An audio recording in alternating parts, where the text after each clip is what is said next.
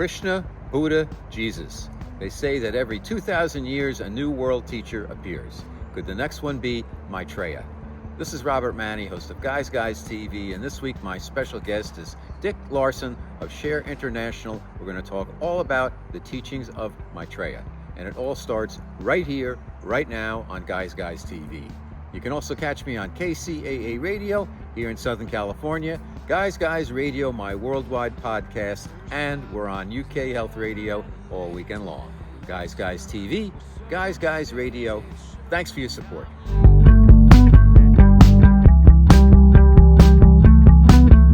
Okay, Guys Radio. It is the interview portion of our show, and today we're going to talk about Maitreya. What is Maitreya, you're probably asking yourself. For most people, not everybody, and I ask myself the same thing, but I've got a special guest, Dick Larson. Dick was a corporate executive for over 20 years before becoming a counselor and an educator. He's a volunteer for Share International, a worldwide nonprofit educational organization. He's been a guest on talk shows all over the place, and he's been talking about Maitreya. What is Maitreya? Who is Maitreya? Why is Maitreya important? Welcome to Guys Radio, Dick Larson. Thank you, Robert. Thanks for having me on. Well, let's start at the beginning. Let's tell us a little bit about you, Dick, and then your background and how you got kind of inspired by following Maitreya and what's going on now. Sure. Well, as you said, I was a businessman working in Los Angeles. I live in Southern California, working in Los Angeles for a long time. And then actually, the people that were making the most money in the company got laid off, and I was one of them. Of course. So I decided, well, what else do I want to do? What can I do that would help people for a change? And I decided I wanted to be a counselor and work with addicts and alcoholics. So I went back to school and got educated and got certified to be a drug and alcohol counselor. And I loved that job. I did it for several years. I ran a rehab in Pasadena, California, for years. And then I ended up teaching adults for a private college, teaching adults how to be drug and alcohol counselors. Well, when I was still in the insurance business, the corporate insurance business, I heard about this guy who was coming to Los Angeles to give a talk. His name was Benjamin Creme, C-R-E-M-E. It looks like cream, but it's creme. He lived in London, and he came out once a year to give a talk in New York and LA and San Francisco. So I went to his talk. About 90% of it went right over my head, but the 10% that I did grasp really made sense to me and intrigued me. So I started reading his books and so on, and ultimately became a volunteer for his worldwide organization called Share, S-H-A-R-E, International. And what we do as volunteers is we try to get out some of the information that Benjamin Creme gave out for about 40 years without any pay. Okay, fantastic. Good answer. So who exactly is Maitreya? Yeah, that's a really big question. Maitreya is a Sanskrit name, and it means the happy one, the one who brings joy. And it's spelled M-A-I-T-R-E-Y-A, Maitreya. And Maitreya is a senior member of our spiritual kingdom. Our spiritual kingdom has senior members who have gone through evolution way ahead of us and become perfected human beings, basically. And they've learned all the lessons that life has to teach through thousands of lifetimes, that this planet has to teach, and then they don't need the planet anymore. They don't need human bodies anymore. They become permanent consciousness or permanent spirits. And those are the senior members of our spiritual kingdom. They're people that we knew, like Confucius and Krishna and Buddha and Jesus, and Mary, the mother of Jesus, is one of the great masters. John, Paul, Ringo. No, not Ringo. I'm kidding. But St. John and St. Paul certainly are some of the great masters. And Maitreya is one of them. And Maitreya, the reason he's special right now is because about every 2,000 years, Robert, we get sent a great teacher to bring us the next teachings that humanity is ready for so that we can continue to evolve as a human race. Well, 2,000 years ago, we were fortunate to get two teachers. We got the Buddha, who taught the wisdom of God, Jesus, who taught the love of God, and now Maitreya comes as the teacher for this age, the age of Aquarius. And he brings the teaching of the will of God. We're going to finally find out what God's will is. And so that's his job. He comes as a pure teacher. He doesn't come to start a religion. He doesn't come to judge us at all. He's one of several of these senior members of the spiritual kingdom. We call them the masters of wisdom. We call them masters not because they're masters over us, but because they're masters over themselves. And so they're the masters of wisdom. They're the lords of compassion. There are different names for them. And he is the one that's coming forward at this time. He's in a physical body that he made. He made himself. He can't be killed or destroyed. He doesn't need to eat or sleep. He works 24 hours a day. And he is about, I'm told that this body is about 6'3". It's a male body. And that he doesn't come alone. There are other masters that are going to come with him. There are 14 on the planet right now, but none of them are going to come forward until Maitreya does. He's called the world teacher, the teacher for the age of Aquarius. Okay. Now you mentioned the will of God. Now, what do Yes. you mean by the will of God, and why is that important right now? Sure. I grew up in a Christian religion, and I loved my church and the people in it, and I thought it was great. But then, I got to college and life went on, and I kind of pulled away from it. And then I started studying the other religions of the world. Well, one of the things that I've discovered through my education, my self-education, is what was your question? What is, the will of God. The will of God. Yeah. Why is that? What is that? What do you mean by that? Yeah, that God has a purpose for this planet and everything on it. And the design for this planet ongoing is God's will. God cares how we live. She wants us to live in a way that contributes to the plan, that helps the planet evolve. See, the planet only evolves as we evolve, the people on it. And so God's will is what God would have us do with our lives. Here's a great quote. Mark Twain said, "The two most important days of your life are the day you were born and the day you found out why." Well, we're going to find out why when Maitreya comes forward. We're going to actually know what the will of God is if we want to try to do it as best we can. We're not perfect, so we'll do it as best we can. Okay. Now you had mentioned that Maitreya is incarnated in human form right now. Has that occurred in the past? Has he kind of shifted over time, or how long has he been present in human incarnation, and how many times? Yeah, I'm glad you asked that question, Robert, because it's important. The masters have not come forward for 98,000 years. They have not walked amongst humanity side by side, teaching us. They're teachers, teaching us for 98,000 years. They tried it 98,000 years ago when humanity was very undeveloped. We didn't have much of a mind. See, humanity is made up of four aspects: physical, emotional, mental, and spiritual. And that's the order of evolution. We become less involved with our physical body and more involved with our emotional body, which is where most of us are at right now. Then we start to use our mind more and more, and ultimately our spirit, our soul, more and more to guide our lives. Well, back then we had the germ of a mind.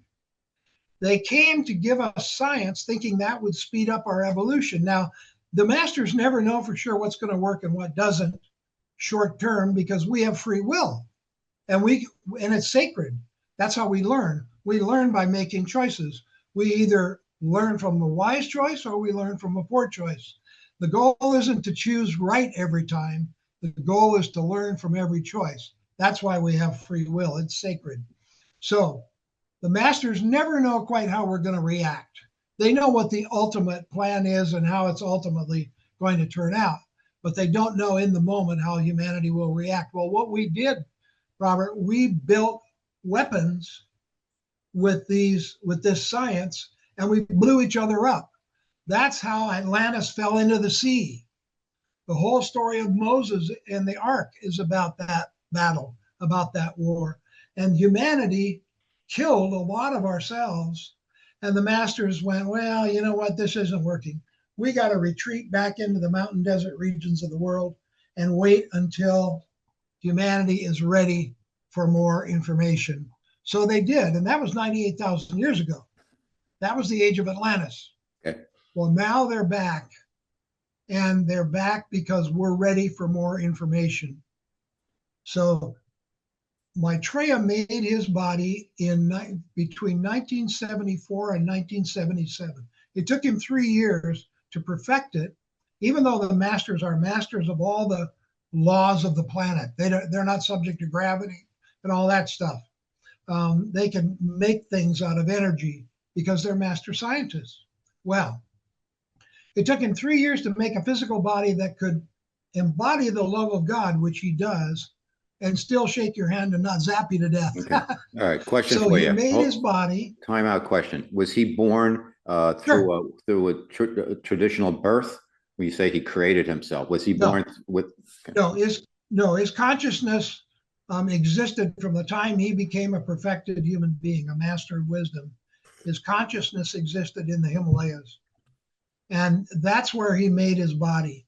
See, the masters don't need a body because they have nothing more to learn from a physical body. They've learned all the lessons.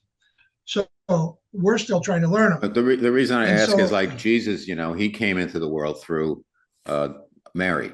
So I'm wondering how come, or Buddha was born, and the various Buddhas have been born through human, the typical human way of birthing. Why does Maitreya just create himself? Why doesn't he come through a woman? Yes. Well, first, let me finish the answer to your first question. Okay. He made this body, and in 1977, he came down out of the Himalayas and test drove his body. He walked around on the planet for a couple of weeks to make sure it worked right. And then he flew by plane from Pakistan to London, which is the base of his operations. He flew there to fulfill the prophecy that he would come out of the clouds. And his passport said he was 33 years old, which I find very interesting. So that's when he came. He came actually on July 19th, 1977. Now, the masters know they know numerology and all that. July is 7th month, 1977. So that's 777. 7 is a very sacred number. And we can talk about why later if you want. And the 19th, the 1 and the 9, the first and the last, the Alpha and the Omega. So he came on July 19th, 1977, into the everyday world walking amongst humanity. Why wasn't he born to a woman? Well, hang on a second. Before you get to that, how old was he when he was walking around people? What age was he? 33. Okay, so he came in at 33 and he maintains 33? Correct. Okay, go ahead. He doesn't age. All right. He'll be with us for the next 2,250 years, the entire age of Aquarius, and he'll be teaching. He'll teach us the laws of life. He'll teach us justice and brotherhood and sharing and so on. Now, why wasn't he born? This is really for people. Your listeners need to hang out of their seat because they're going to hear lots of stuff they've never heard before. And I'll tell you the source of my information in a minute because people always want to know. But why wasn't he born? The age-old way of a master of wisdom giving out their teachings is through a very, very advanced disciple of theirs. The Buddha gave out his teaching through Prince Gautama, who was a very senior disciple of his who volunteered to be born to a woman and give out the Buddha's teaching. So I'm sure Gautama could have given out great teachings on his own, but he didn't. He was humble enough to be willing to give out the Buddha's teaching. So he became known as Gautama Buddha, but he wasn't the Buddha. But the Buddha spoke through him. When Gautama Buddha spoke, the Buddha's teachings were coming out. Same thing with Jesus, very, very senior disciple who agreed to come forward and give out the teachings of Maitreya. Now, Maitreya is, Christians are going to have trouble with this, and I did too for a couple of years. Maitreya is the Christ for our planet. The Christ is not Jesus' last name. You mean the consciousness? It's a position the in consciousness? the hierarchy of masters. So Jesus agreed to be born to Mary and give out the teachings of the Christ. Now, again, Jesus could have given out great teachings on his own because he was so advanced, but he didn't. He let Maitreya put his consciousness in Jesus' consciousness. And so when Jesus spoke, he was giving out the teachings of the world teacher, Maitreya the Christ. So Jesus became known as Jesus the Christ.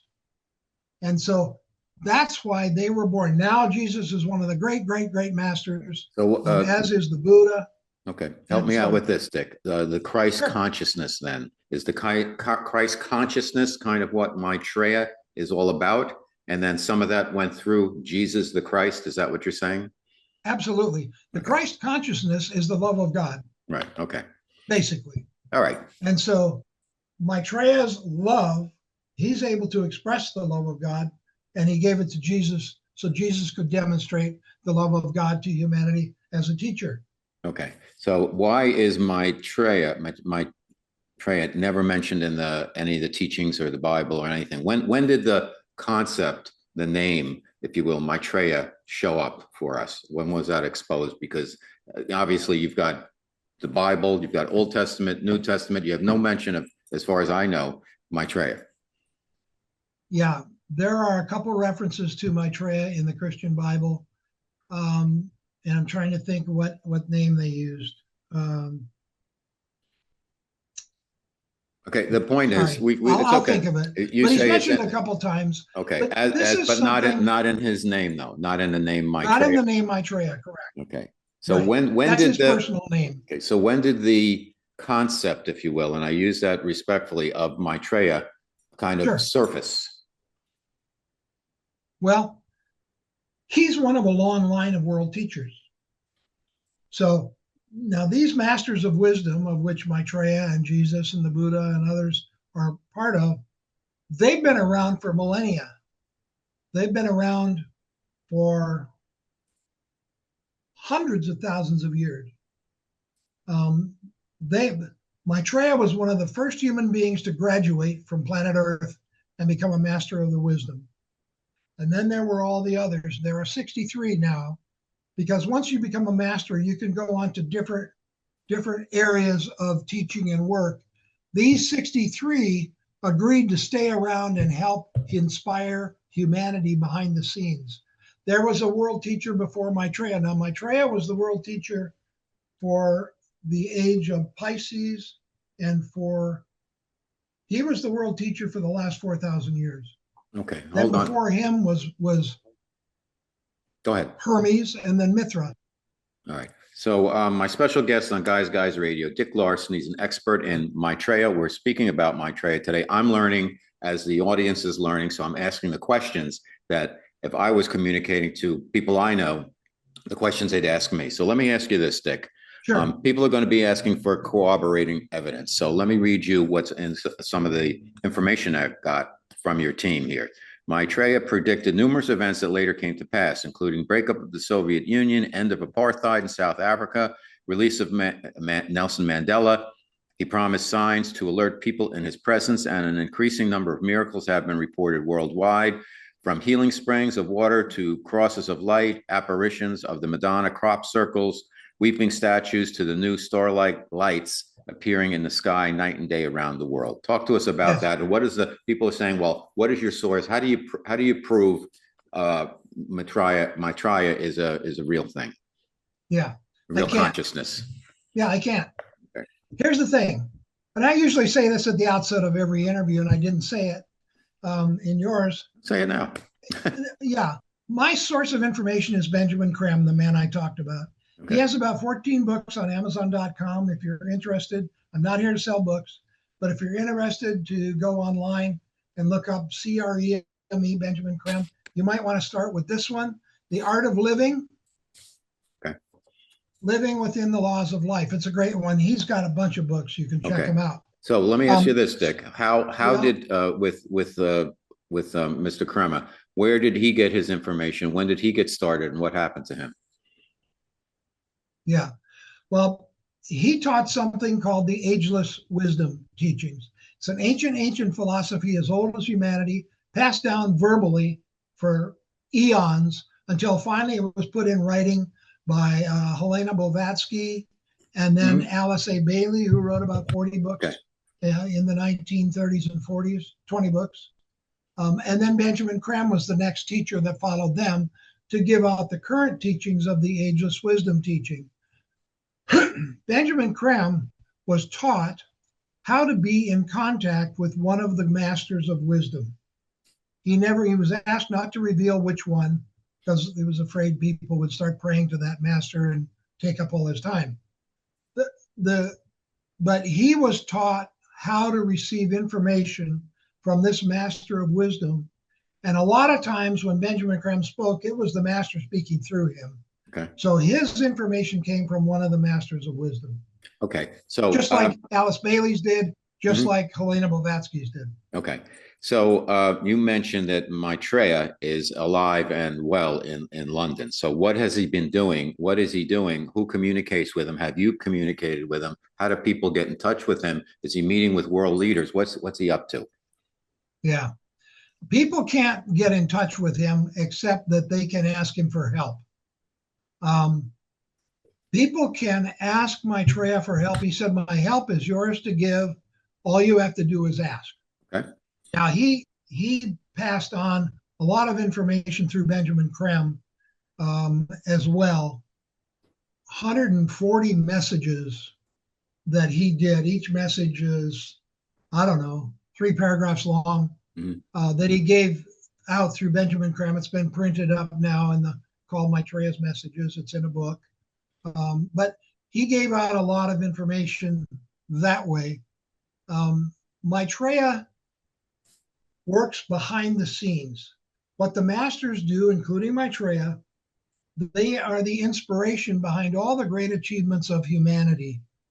The art, the government, the healthcare, the science, every aspect of life has been inspired by the masters behind the scenes. Maitreya is waiting for the best time to come forward openly to humanity and walk amongst us for the next 2,000 years. He's waiting for the best time to come forward when we will be most open to his information. He says that will probably be after the worldwide stock market collapse, which he says is bound to happen because of the greed of a certain segment of humanity. And what would the timing be? What would the timing be on that? We don't know. Okay, but I mean, anybody. Nobody knows the day or the hour. Right, because when it does collapse, governments will be looking around saying, "What do we do now? What do we do?" Countries around the world, leaders will be saying that. That'd be the perfect time for a teacher to step forward and say, "I have some ideas if you are willing to listen." And that's all he'll do. He'll make suggestions. He will never force us to do anything because our free will is sacred. He and the other masters will just say, have you thought about trying this? I don't think you've tried this. You might want to think about it. All right. And some people will respond and some won't. All right. Well, here's the issue with that, and I think it's great, but you've got people in charge who are manipulating so many parts of our lives, controlling so many parts of our lives, and the dial is being turning up on that. You've got fewer and fewer people having more and more of the resources. You've got more and more compliance because with they want digital IDs and chipping people and transhumanism and all of this stuff. Yes. The people in charge who Maitreya would come see, they're corrupt. So offering them ideas like, have you tried this or that? Yeah. So much of our information, Dick, I think most people would agree, is being repressed. Things that could help mankind right now. So Yes. what's Maitreya have to say about that? Well, I've got about three parts answer to that Okay. question. The first part is you asked what he's doing. One of the things he's doing behind the scenes is helping the energies of Aquarius. And I want to explain how we got Aquarius, what it is. Okay. Helping the energies of Aquarius separate humanity into right and left, two camps. The separation has never been bigger than it is now, deeper than it is now, more committed than it is now to their own ideals. And that separation is on purpose. He's using that separation to make the choices clear. And when the choice is clear, it's easier for us to choose which way we want to go, which side we want to align with, how we want to work going forward. So that's one of the things he's doing, is causing this separation. The other thing that's causing that separation is the age of Pisces. Now, when I talk about ages, I'm not talking about astrology that's in the newspapers and magazines for entertainment. Okay. I'm talking literally about astronomy, the movement of the heavenly bodies throughout cosmos. And here's what happens. And an astronomer calls this the precession of the equinox, what we call the ages, passing a precession of the equinox. Same thing. They know exactly what I'm talking about. We've been in alignment the last 2,000 years. Our solar system and our planet have been in alignment with the great constellation of Pisces. We're surrounded by the zodiac, 12 great constellations. And about every 2,000, 2,500 years, they're not evenly spaced, we come into alignment with one of these great constellations. They're huge, they're powerful. They send tremendous energies to us to help us with evolution. The two primary energies of Pisces were dedication to an ideal and individuality. Man has come out of the herd in the last 2,000 years. We stand alone now. We stand proud, strong. Dedication to the ideal of freedom saved the world in World War I and World War II. So Pisces has done its job, but because of the dedication to an ideal, we're all dedicated to our own ideals. That's caused tremendous separation. Okay, now in 1625, we started moving out of alignment with Pisces, and in 1675, we started moving into alignment with Aquarius. Aquarian energies are very, very different. Aquarian energies, the two primary energies of Aquarius, are cooperation and synthesis. Now, right now, we're in between both. And when you're in between the two energies, they're crisscrossing, you have total chaos. And that's what we have right now. Yes. The old lifestyle for humanity, all the institutions we have, education, science, government, healthcare, have all been built with Piscean energy. Piscean energy is being withdrawn. So those institutions are crystallizing and collapsing. They don't work anymore. We need to rebuild them with the new energies of Aquarius, which are flooding our planet, cooperation and synthesis. We're moving from a time of you or me to a time of you and me, a time from competition to cooperation. So what's happening now is these powerful individuals built under Pisces are going to learn how to work together. The political parties, Maitreya has predicted, the political parties and ideologies will move to the center so we can reach agreement and consensus more easily. This is over time, but it's happening. This is all in the works now. So it's the Piscean energy that created this tremendous separation, and now it's our job to bring it together. We're here to help this transition happen because we're up to the job. Just like my parents were here for World War II because they were up to the job and they did it. They defeated Hitler. By the way, he was the Antichrist for this generation. Okay. I think many would agree with that, although there's been talks about maybe there's another one. There's three Antichrists, Bonaparte, Hitler, and maybe a third one showing up around these days. So what does Maitreya have to say about that, a third Antichrist? My information is the primary Antichrist for our time was Hitler. He let the dark forces take over his very powerful personality, and he was the Antichrist for our time. The Antichrist is misunderstood, but let me finish. He also worked closely with Mussolini in Italy. He was part of the Antichrist energy. And a couple generals in Japan were part of the Antichrist energy. Those three centers formed the center of the Antichrist energy, which tried to conquer the world. But Piscean dedication to freedom saved the world. What Maitreya says about the Antichrist is that it's not a person, it's an energy expressed through people. The energy of the Antichrist is released intentionally by our spiritual universe to break down the old order and pave the way for the new. What the Antichrist through Hitler did was they were hoping it would break down the old Iron Curtain and all of those ideas and pave the way for the new, but they couldn't predict the Cold War. The masters didn't know the Cold War was coming. Okay. Now, before Hitler, the Antichrist energy was released through. Okay, I don't want to go back. Let's go forward. My special guest on Guys Radio, okay. Dick Larson. We're talking about Maitreya. And so you mentioned earlier, and we're running short on time. I want to make sure we get the most out of this. Maitreya, what's he doing now? He lives in London. Okay, does he meet with the world leaders? Is he meeting with ETs? What's he doing? No, he's not here to meet with world leaders, Robert. I'm glad you reminded me that you said that. He's here to meet with us. He said, humanity will run the world. The average person on the street is going to run the world. How are we going to do that? Because we're going to kick out anybody that we don't like, we don't agree with, either through voting or however else. But he said, basically, it's time for the people to run the world through cooperation.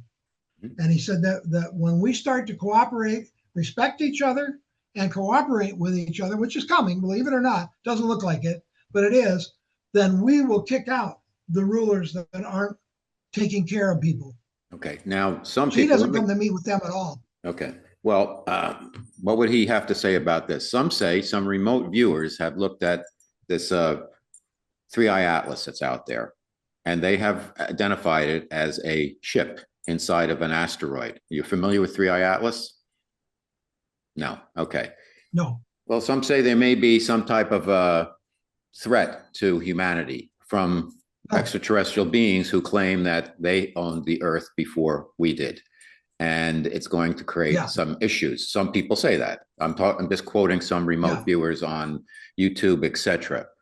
What is Maitreya's role in working with mankind to protect our planet from exterior forces beyond just country versus country, but maybe other beings from other universes? And does he acknowledge the existence of ETs? Yes, totally. Benjamin Creme wrote a book about them called The Gathering of the Forces of Light. Okay. UFOs and Their Spiritual Mission. And here's what, boy, we're running out of time. Here's the deal. There are the space people that are visiting us in the UFOs are from our solar system. And we don't understand that because we don't understand science yet. All we're aware of is physical, the solid, liquid, and gas physical. There's a level of physical above gas called etheric, and that's what these spacecraft are made out of. See, we're the only planet just the right distance. Well, let me answer your question first. There will be no harmful people coming to us from space. Those who are harmful have been restricted from entering the solar system. How do you know that? So that where does that come from? Yeah, I mean, it's easy to just say that. From all the planets. See, but who? What do you mean comes from? Wait, hold on, time out. That comes from all the planets. How do you know? What is the support for that statement? Well, the support for that statement is that we're the only planet just the right distance from the sun that we can have solid, liquid, and gas physical, and we don't burn up and we don't freeze to death. All the other planets are either too close or too far away to have solid physical life. There's no water on those planets. Well, that's a good reason. It either evaporated or it froze and disappeared. But there are people on every planet. How can that be? Because they're etheric physical. Etheric physical is people, for example, have the beginning of etheric vision when they can see people's auras. Seeing people's auras is the beginning of etheric vision. We'll all have it eventually. But my question was, my question was, how do we know that our planet is protected? What is the support for that? And I'm not trying to give you a hard time, but these are questions that anybody would ask. Okay. Yeah. Sure. See, the thing is, I can't prove what I'm saying. We have to wait and see what happens. That's the beauty and the problem with prophecy, is that you can't prove it. That's why I always ask people, please don't believe what I say. But you must have some type of source for you to say that our planet's protected. All I'm asking is, what's that based on? That's a fair question.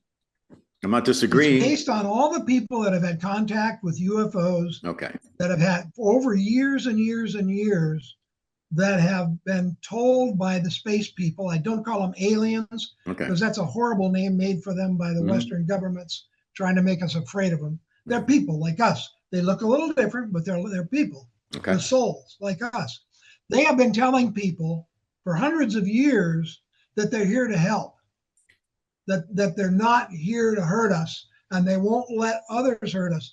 The reason what they're protecting us from is ourselves. There are huge spacecraft up there mopping up pollution 24/7 to keep our planet alive until we wake up and clean it up ourselves. The biggest pollution is nuclear pollution, spewing out of these nuclear plants because our instruments are too crude to measure the nuclear waste that's coming out of them. So that's one of the things they're doing. Another thing they're doing is they made the star. You mentioned Maitreya's star. 2,000 years ago, there was a star that led the wise men to the birth of Jesus. It moved through the heavens. That's called the Star of David, the Star of Bethlehem. That was not a star. That was a UFO that was asked to do this by our spiritual kingdom. There are 4 stars up there now, one north, south, east, and west. So no matter where you are on the planet, you can see one. And I see one out my back door about 30 degrees up in Southern California, but it's not Southern California, but I see it. These stars are huge spacecraft, about 3 football fields big, and they're there to announce the imminent arrival of the teacher for the age of Aquarius, just like that star announced the imminent arrival of Jesus. So how is Maitreya? How is Maitreya going to show up then? The stock market collapses, and then where does he step out of, and who does he see? He's going to appear on worldwide television, hooked up by satellite, and worldwide radio, and he will address humanity, and he will say who he really is. He will say, I am Maitreya, the teacher for the age of Aquarius, and I'm here to give you some insights on how to make life better on planet Earth. And then when there is some thinking, and this is a fair question, that part of the collapse and part of everything is to create kind of a one world government, which will then take away our power as individuals. What does Maitreya and the Masters have to say about that? Maitreya and the Masters, that's a legitimate concern. No one world government. Yeah, there'll be no one world government. Again, this is prophecy, so I can't prove it. But here's what the Masters say. They said every country has a personality, just like every person has a personality. As above, so below. That's one of the great sayings of the ageless wisdom. Well, every country has a personality that contributes to the whole of the planet. And those personalities are sacred.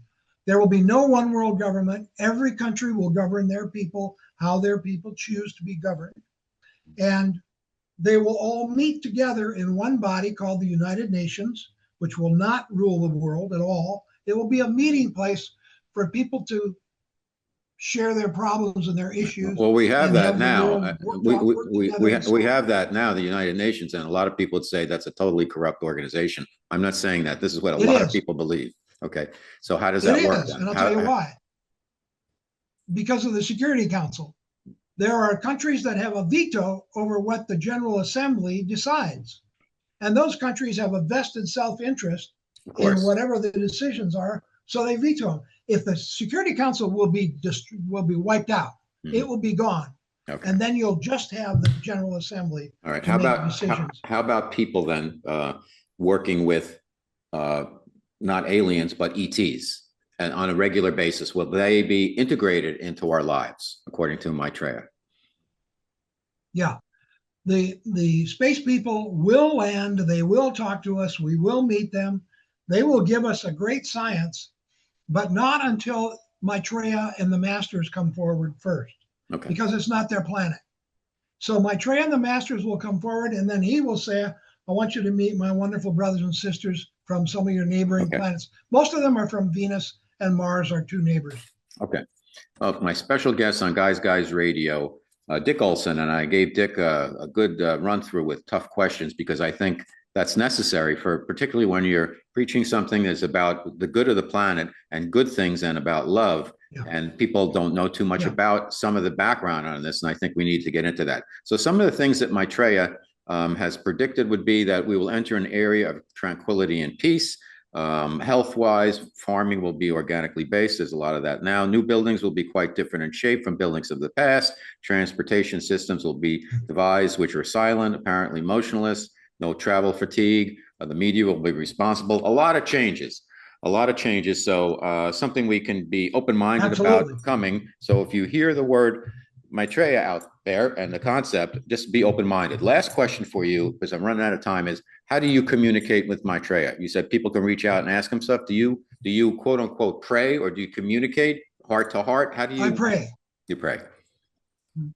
I pray to Maitreya, and I have never prayed to Maitreya without him answering. He has answered every prayer. Now, sometimes the answer was no, but usually the answer was very helpful to me, those around me, and so on, and the world for that matter. Fantastic. So that's how. You can't call him or send him an email. Okay. Website, Dick? Sure. If you want more information about the ageless wisdom and about the masters of wisdom and what's happening with our new time, that we're going through the birth pangs of a new civilization, please go to www.share, S-H-A-R-E, hyphen, that's a dash, international, all spelled out, share-international.us. Okay. Share-international.us. Great website. Okay. Very interesting conversation, Dick. Thank you for being patient. Thank you for being open-minded. I got to ask tough questions here for my audience on Guys Radio and TV. So thanks for being here. I appreciate it. I want people to know there's reason for hope. Okay, there is. Excellent. Thank you. If you enjoy the guests and content I bring you each and every week to Guys TV and Guys Radio, please support us by subscribing to our channels and platforms. Thank you.